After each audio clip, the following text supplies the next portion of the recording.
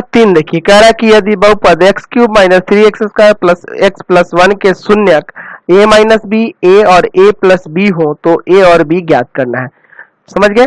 तो यहाँ देखिए ये बहुपद जो दिया है px बराबर x³ minus 3x² plus x plus 1, तो इसमें से आपको याद है a b c d किसको लिखते थे? x³ का गुणांक, x² का गुणांक, x का गुणांक और a अचर, यही ना लिखा जाता है a b c d का मान।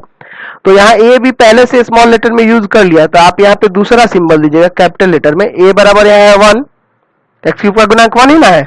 अच्छा, बी बराबर -3, सी बराबर है आपका 1 और डी बराबर भी है आपका 1। चलिए, आपको ये याद है शून्यकों का योग बराबर होता है -b/a। समझ गए? -b/a।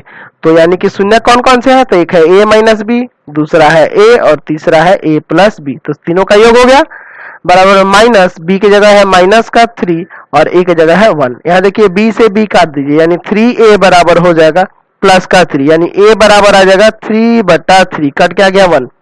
a का मान आपका 1 आ गया।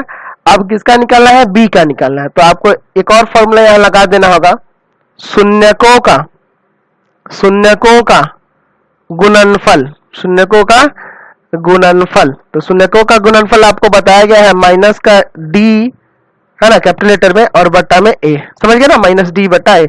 तो शून्यकों का गुणनफल यानी कि a माइनस बी इंटू ए और इंटू a प्लस बी, है ना, बराबर। देखिए d का मान है यहाँ पे कितना दिया है? d का मान 1 है और a का भी मान 1 ही है। चलिए, अब देखिए a का मान तो आप 1 निकाल लिए, इस a का मान, स्मॉल a का मान 1 निकाले है ना, तो 1 यहाँ रख दीजिए, तो हो जाएगा 1 माइनस बी इंटू में 1 फिर इंटू में 1 प्लस बी बराबर में -1। देखिए, एक बार माइनस में एक बार प्लस में, इस 1 से तो कोई फर्क नहीं पड़ेगा ना, 1 तो इंटू करेंगे तो ही आ जाएगा।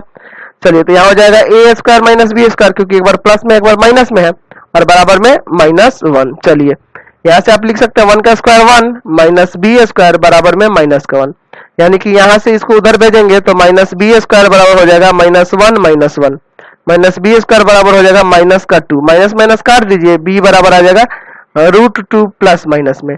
a का मान आपका 1 आ गया था और b का मान आ गया +- √2। समझ गए? चलते अगले क्वेश्चन पे। चलिए, अगला